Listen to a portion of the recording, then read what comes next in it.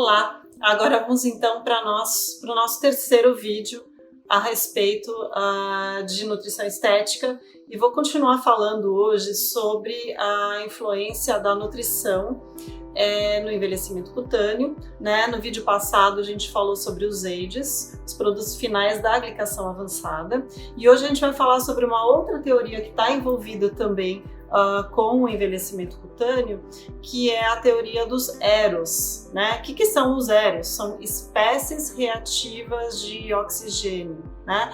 Mais conhecidos pra gente como radicais livres. É que existem outros além do oxigênio, mas se a gente for fazer uma explicação, digamos assim, mais simplificada, seriam então os radicais livres. E os radicais livres, na verdade, quando a gente pensa neles, geralmente a gente pensa numa coisa ruim, numa coisa negativa. Mas os radicais livres, eles são uma forma de defesa do nosso organismo também, muitas vezes contra micro-organismos. Então, nós já temos naturalmente radicais livres, né, ou as espécies reativas de oxigênio no nosso organismo, porque na nossa respiração, então, por exemplo, enquanto eu estou falando aqui, estou produzindo mais radicais livres. Toda vez que eu preciso de mais energia também, eu acabo produzindo mais radicais livres lá, eventualmente na minha mitocôndria. Mas isso não seria um problema se quando os nossos sistemas, digamos assim, de defesa, os nossos antioxidantes, né, e eles estão funcionando de maneira adequada.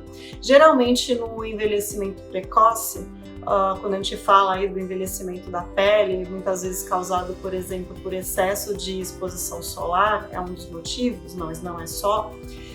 A gente tem um excesso, né, de produção desses radicais livres e o nosso corpo acaba não dando conta do recado, e é justamente esse excesso que acaba sendo prejudicial, não é quando há o balanço no nosso organismo, que é uma condição totalmente normal, né? E quando há esse desbalanço, sim, aí você acaba tendo um aumento de processos inflamatórios e acaba tendo prejuízos relacionados, digamos assim, ao colágeno, elastina, novamente voltando aí as proteínas que são extremamente importantes para prevenir, para manter a gente com um aspecto jovem, com autoestima alta, né? E com uma sensação de bem-estar. E como é que a gente consegue se defender, então, um pouco melhor dessas espécies reativas de oxigênio? Existe no nosso organismo já uma primeira linha de defesa natural do nosso organismo, que são enzimas antioxidantes que nós mesmos temos.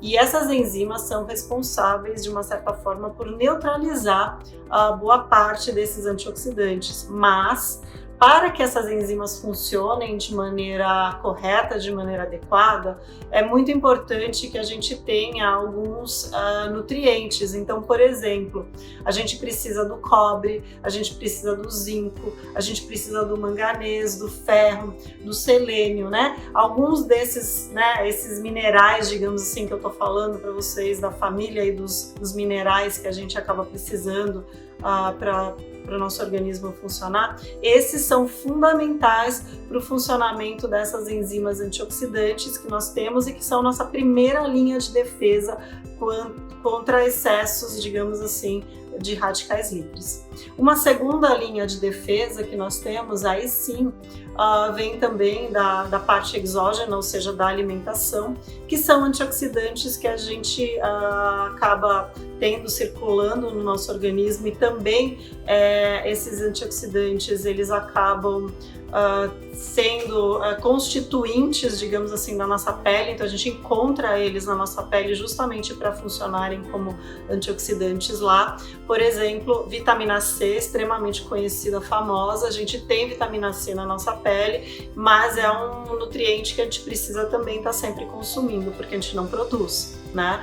Um outro antioxidante importante é a vitamina E, por exemplo. Também temos na nossa pele, protege principalmente a parte de lipídios de pele, de membranas aí que a gente tem na pele, mas também a gente tem que consumir. Então são, por exemplo, 2 antioxidantes que a gente, além, né, dos minerais que eu já falei anteriormente, a gente precisa consumir para que esse sistema de defesa contra excessos de radicais livres esteja funcionando.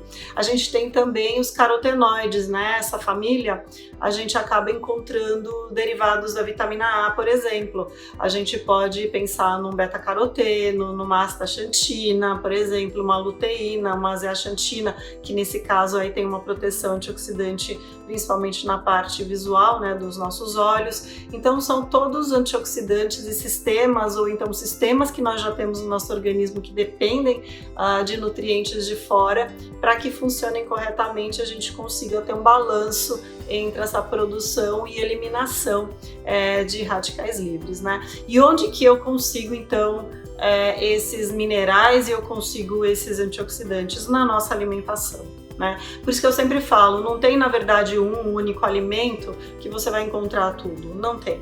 Então o mais importante pra gente tentar manter esse sistema o mais, digamos assim, em equilíbrio possível, é a gente ter uma alimentação variada, principalmente colorida. Olhar o nosso prato, né, ou fazer uma avaliação durante o dia do que a gente come e avaliar se a gente está tendo aí uma diferença e uma variedade de cores, pelo menos um pouco distribuída, ou então numa mesma refeição, num almoço, por exemplo, que a gente olhe o nosso prato e veja que tenha cores diferentes nessa alimentação. Isso sim vai trazer com que a gente tenha esses nutrientes e a gente consiga combater esses radicais livres em excesso de uma maneira adequada, tá bom? Então em breve a gente vai para o nosso próximo vídeo.